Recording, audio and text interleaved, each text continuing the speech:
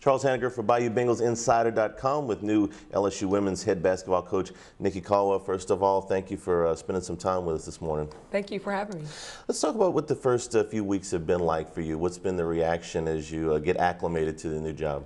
Well, the reaction has been nothing but positive. Everybody has been just opening their arms to our staff, assisting us in getting around and learning the lay of the land. But most importantly, the enthusiasm that we've received, not only within the athletic department, but also in the community. We were able to do a bike ride a couple of weeks ago with the team down to the state capitol, and the reception that we received, obviously the people are really excited about the women's basketball program.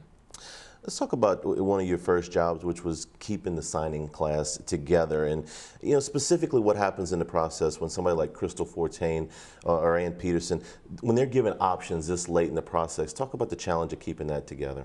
Well, you have to remind them of why they chose LSU. Coach Chancellor and his staff did an exceptional job of getting them to commit to LSU. But they fell in love with LSU. They fell in love with the team, the resources, the fan support, their ability to win here, and the knowing that they're going to be challenged. So we had an opportunity, my staff, to go down and do a home visit with Crystal and really talk to her about what we're going to represent. When I was at UCLA, we were obviously recruiting her there too, so I knew her previously. But she's somebody who is going to make a huge impact, not only at LSU, but in the women's game. And then Ann, she was so pleasant to speak with. There was no hesitation in her commitment to LSU. She wanted to be here. She wants to be a Tiger, and she's excited. While we're talking about recruiting, there's a theory, right or wrong, that in the big three men's sports that you can get somewhere around 3/4 of your roster from in the state of Louisiana and compete at a very high level. Do you think that's true for women's basketball, or do you have to recruit extensively nationally? I do think it's true. I think there's a lot of talent here in the state of Louisiana. I'm looking forward to going up to the northern part, knowing that area a little bit more. But you also have to be able to extend and reach out and recruit nationally. But I'm excited about the potential that's here in the state. There's a lot of young, upcoming talent. There's a lot of players who are already on our radar that are from the state of Louisiana. So we're just going to try to put together all the pieces of the puzzle. Obviously want to get the best student athlete we can in here, but it's definitely a state that we can recruit out of. How far out can you project a recruit? Now, I'm not talking about the Shamika Holtz-Claws or the Candace Parkers, where I guess it's obvious from a very early age, but how soon can you identify a prospect? Well, right now our recruiting database is out to 2016. Okay. So we're looking at the young ones. The level of talent at that age is amazing, because the women's basketball has become so much more popular. On the AAU circuit, it's picking up when you're going to nationals and competing at that high level. So there's a interest there in women's basketball at a very, very early age. And I think that has a lot to do with, you have the WBA that's here now, the notoriety that the NCAA is getting, and these young girls are able to see these young ladies compete and play and go off to college. So that's allowed us to get our recruiting database out pretty extensively. Let's go back to your first year at UCLA. You come out of the gold standard for women's basketball at Tennessee with Pat Summitt. So you're a first-time head coach. What did you change, and what did you do exactly the way that Pat did it?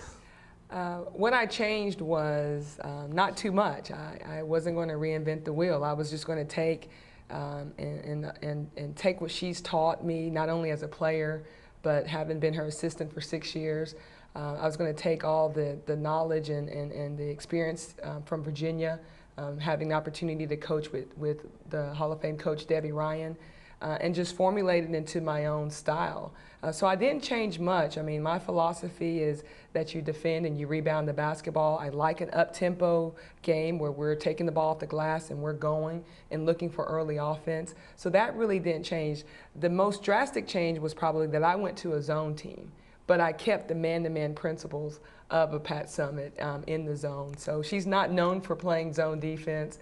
We are, but really there's not a lot of change because obviously she's one of the best coaches in the game, arguably on the men's and women's side. Did you go to those zone defenses because of the personnel that you had, or because that was something that you wanted to do philosophically? Well, I went to the zone defense because we seem to have gotten into foul trouble quite a bit. So, you know, our aggressive style of play, bringing it to the Pac-10, I don't know if they were really familiar with that. So we changed up and went back into our zone to protect our bigs, to protect us from being in foul trouble. That was the #1 reason. But we still wanted to play aggressively out of it. So if I watched a Pat Summitt run practice right now and a Nikki Caldwell run practice right now, would I notice a lot of differences? You would not notice too many differences. The thing that we like to do, we like to practice in segments. So we're 4 minutes. Every 4 minutes we're changing up. Now, coach, if we're not getting it, even as a player, I experienced this, and even as her staff member, if you're not getting something, she's going to stay on it until you get it right. So that may be a little bit of a difference that we had, but I'm more like, let's move on. We'll come back to it tomorrow. But I like to keep the practices going at a high intensity. You've had the unique experience to be involved directly with arguably the two greatest coaches, one on the men's side, John Wooden, and Pat Summitt on the women's side. I don't know if anybody would have as unique a perspective as you would on the similarities and the differences between the two. You just look at the pyramid of success, and then for Coach Wooden, and then you look at the definite dozen of Coach Summitt.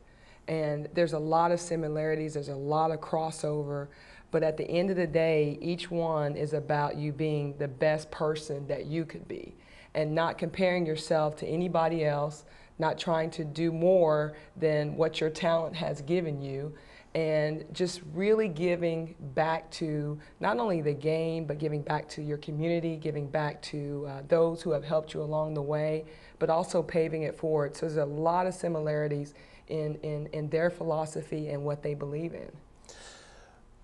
What did you learn in your 3 years as a head coach at UCLA? I always talk to first-time head coaches and say, well, I had all of the things about the game down, but then there were the other things that the head coach had. What did you learn in 3 years? Well, I learned that when you're one seat over, you meet with a lot of people. I mean, you have a lot of responsibility, but it's welcomed responsibility. But what I learned is that you've got to be able to juggle many personalities, not only your staff, but your team, your support staff. You've got to have an enormous vision, and you've got to be able to get the right people on the bus, so to speak, and have them in the right seats. And so I learned that as a head coach, that it's a responsibility, but it's one that I have been groomed for. Coach Summitt did an unbelievable job of giving myself and her other assistant coaches the responsibilities of recruiting, of scouting, of player development, of overseeing and being the liaison for academic excellence at Tennessee. So it's a responsibility that she does a great job and did a great job of grooming us for. So I felt very comfortable moving into one seat over. But like I said earlier, I didn't realize I would have to meet with so many people. Let's talk about the state of women's college basketball for a moment. The national championship game, Notre Dame, Texas A&M, no Tennessee, no UConn. How important is it for the casual fan that they see some diversity there, that it's not these two sledgehammer programs that are just dominating all the time? Well, I think it's great. I think now you're going to have a lot of the young ladies look and see that they can go to other schools other than those two, that they can put a Notre Dame, a Texas A&M in their top. But you got two very, very good coaches. I mean, Muffet McGraw has done a phenomenal job of keeping Notre Dame at that level of excellence. And when you look at what Skylar Diggins was able to do just as a sophomore, so to me, that should send a message to the young people who are playing this game and who are currently playing this game, that the game doesn't know your age, that you can be a sophomore and take on that type of leadership and accountability for a team and really put them in the forefront and play in the Final Four. And then you look at Gary Blair. I mean, his philosophy, obviously they bring a lot of heat to the basketball. They're a defensive-minded team. I remember his days at Arkansas, and still that same philosophy, but he's carried it over to A&M. But it's really a good thing when you see that parity in the women's game. If Nikki Caldwell was the czar of women's basketball for a day, you know, what would you change? Is there a rule? Is there something in there that you say, you know what, if I had my way, I would change that? I think for the game itself, I like it where it's at.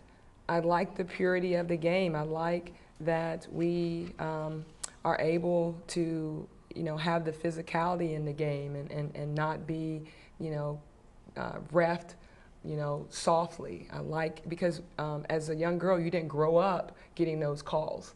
You weren't going to be a great player getting calls like that. You had to have a toughness about you. I like that the game still allows the gracefulness of it, where you're looking to make the extra pass or be there for a charge and help your teammate up. So really, there's nothing I would change about the game. So, and when I say the game, let me expand that to say the NCAA tournament, the recruiting rules, the selection process, and any of those things. Are you on board with all that, or is there something you'd like to see change there? I'm on board with the best 64 teams getting a bid to the tournament. I'm on board with our process of rule changes and them allowing us to have input. I would hope that our association, the WBCA, that a lot more coaches would still take notice of, you know, when changes are being brought, that you must cast your vote and you must be involved in our D1 business meetings. So for me, I would hope and hope that everybody would take that serious, because I don't want the game to be shifted. You know, I know there's been changes on the men's side, and I think that's great for them. But I like where our women's game is. What's on your checklist for this team before practice starts? And I know you can work with portions of the team 4-on-4, but until practice starts in October, you got a long time. What's on your checklist as far as team building? Well, right now, I mean, that's the checklist right there.